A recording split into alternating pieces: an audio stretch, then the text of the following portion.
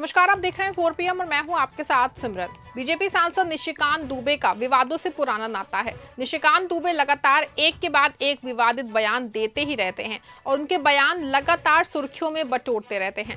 विपक्ष लगातार मोदी सरकार के नेताओं के नफरती बयानों को लेकर घेरती रहती है, लेकिन मोदी सरकार अपने नफरत फैलाने वाले नेताओं पे कोई एक्शन नहीं लेती है।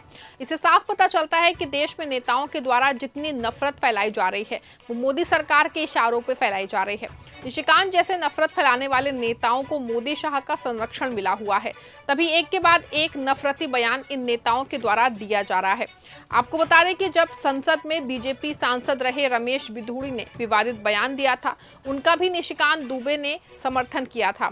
वहीं हाल ही में वक्फ कानून को लेकर पूरे देश में जो विरोध देखा गया, उसको लेकर बीजेपी सांसद निशिकांत दुबे ने जो बयान दिया और सुप्रीम कोर्ट के CJI chief justice Sanjeev Khanna को लेकर उन्होंने ये कहा कि जो देश में गृह युद्ध चल रहा है उसके जिम्मेदार चीफ जस्टिस संजीव खन्ना है।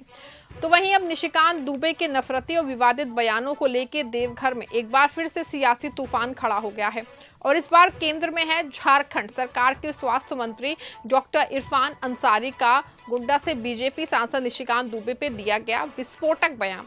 आपको बता दें कि डॉक्टर अंसारी ने न केवल निशिकांत दुबे की भारतीय नागरिकता पे सवाल उठाए, बल्कि उनकी जीवन शैली, बोलने के तरीके और सोशल मीडिया पोस्ट को आधार बना के ये दावा किया कि दुबे भारतीय नहीं बल्कि शायद अमेरिकी हो सकते हैं। ये बयान इतना तीखा है और गंभीर है कि इसने न केवल झारखंड की राजनीति में हलचल मचा दी, बल्कि केंद्र की मोदी सरकार और बीजेपी के लिए भी एक बड़ा सवाल खड़ा कर दिया है। इसके साथ ही पहलगाम आतंकी हमले के बाद निशिकांत दुबे की वीवीआईपी सुरक्षा व्यवस्था और केंद्र सरकार की चुप्पी पे डॉक्टर अंसारी के तीखे हमले ने स्थिति को और गंभीर कर दिया है। आपको बता दें कि डॉक्टर इरफान अंसारी ने इस बार निशिकांत दुबे की भारतीय नागरिकता पे सीधा हमला बोला है और उन्होंने कहा कि मुझे शक है कि निशिकांत दुबे भारतीय नहीं है।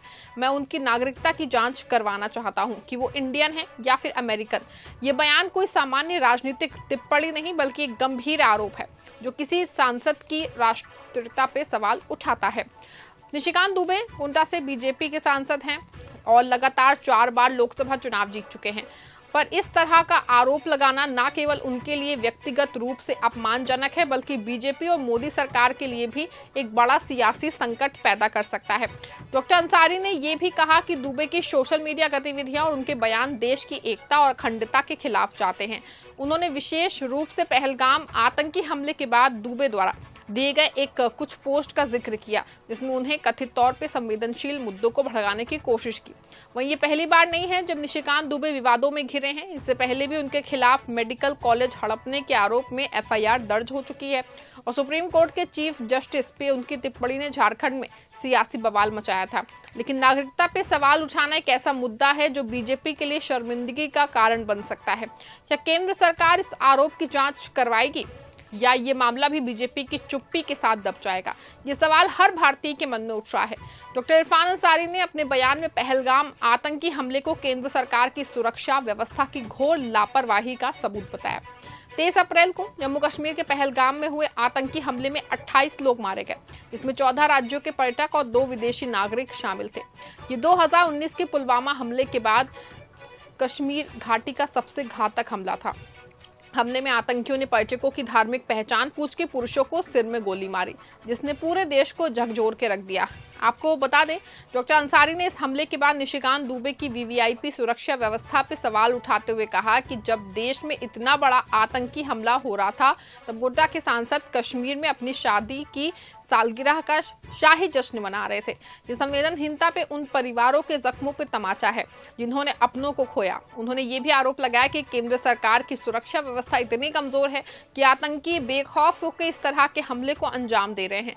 पहलगाम हमले के बाद केंद्र सरकार ने कई बड़े कदम उठाए, जिनमें सिंधु जल संधि को निलंबित करना, वाघा अटारी सीमा को बंद करना और पाकिस्तानी नागरिकों को वीजा रद्द कराना शामिल है। लेकिन डॉक्टर अंसारी का कहना है कि कदम केवल दिखावटी है। मोदी सरकार हर बार आतंकी हमले के बाद बड़ी बड़ी बातें करती है, लेकिन जमीनी जो स्तर पे है कोई भी बदलाव नहीं होता है। अगर सुरक्षा व्यवस्था इतनी मजबूत होती तो पहलगाम जैसा हमला कैसे हो सकता था? डॉक्टर इरफान अंसारी ने अपने बयान में न केवल निशिकांत दुबे बल्कि प्रधानमंत्री नरेंद्र मोदी, गृह मंत्री अमित शाह और पूरी बीजेपी सरकार को निशाने पे लिया और उन्होंने कहा कि मोदी सरकार ने पिछले 11 सालों में देश को सिर्फ खोखले वादे दिए हैं। आतंकवाद पे जीरो टॉलरेंस की बात करने वाली ये सरकार हर बार नाकाम साबित हुई है। पहलगाम हमला इस बात का जीता जागता सबूत है कि केंद्र सरकार की नीति और सुरक्षा तंत्र पूरी तरह से फेल हो चुके हैं। और उन्होंने ये भी आरोप लगाया कि बीजेपी देश को धार्मिक आधार पर बांटने की कोशिश कर रही है।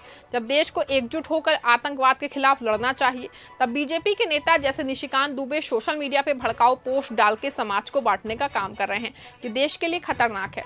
डॉक्टर अंसारी ने केंद्र सरकार से मांग की है कि वो तत्काल प्रभाव से निशिकांत दुबे की नागरिकता की जांच करवाएं और पहलगाम हमले के लिए जिम्मेदार लोगों के खिलाफ सख्त कार्रवाई करें और केंद्र सरकार को पीड़ित परिवारों को तत्काल सहायता राशि जारी करनी चाहिए और हवाई सेवा कंपनियों की लूट पे लगाम लगानी चाहिए, जिन्होंने हमले के बाद मनमाने तरीके से किराया वसूला।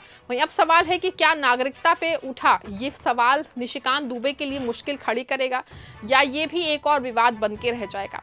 बीजेपी की चुप्पी इस मामले को और संदिग्ध बना रही है। अगर केंद्र सरकार इस आरोपों की जांच नहीं करवाती तो ये विपक्ष के लिए एक बहुत बड़ा हथियार बन सकता है। आपको बता दें कि डॉक्टर इरफान अंसारी का ये बयान कांग्रेस और अन्य विपक्षी दलों के लिए एक बड़ा सियासी हथियार बन गया है। पहले से ही पहलगाम हमले को लेकर केंद्र सरकार पे हमलावर विपक्ष अब इस मुद्दे को और भुनाने की कोशिश करेगा। कांग्रेस ने पहले ही मांग की थी कि पहलगाम हमले पे सर्वदलीय बैठक बुलाई जाए और अब निशिकांत दुबे की नागरिकता का मुद्दा इसे और हवा दे सकता है। झारखंड में पहले से ही बीजेपी और कांग्रेस के बीच तीखी सियासी जंग चल रही है। डॉक्टर अंसारी जो जामताड़ा से कांग्रेस के विधायक हैं और हेमंत सोरेन सरकार में स्वास्थ्य मंत्री हैं और अपने बयानों से अक्सर बीजेपी को निशाने पे लेते हैं, चाहे वो बीजेपी पे धार्मिक आधार पे देश को बांटने का आरोप हो या सुप्रीम कोर्ट और संविधान पे हमले का इल्जाम। अंसारी ने हर बार बीजेपी को कटघरे में खड़ा किया है। आपको बता दें कि पहलगाम आतंकी हमले और निशिकांत दुबे की नागरिकता पे उठे सवालों ने आम जनता के मन में कई सवाल खड़े कर दिए हैं। लोग पूछ रहे हैं कि अगर एक सांसद की नागरिकता इस पर इतना बवाल जो है सवाल खड़ा हो सकता है, तो क्या सरकार इसकी जांच करवाएगी? क्या पहलगाम जैसे हमले बार बार होते रहेंगे और केंद्र सरकार से बयानबाजी तक सीमित रहेगी? वहीं सोशल मीडिया पर भी ये मुद्दा काफी तेजी से वायरल हो रहा है। कुछ लोग डॉक्टर अंसारी के बयान का समर्थन कर रहे हैं तो कुछ इसे सस्ती सियासत बता रहे हैं, लेकिन एक बात साफ है कि ये मुद्दा बहुत जल्दी शांत होने वाला नहीं है।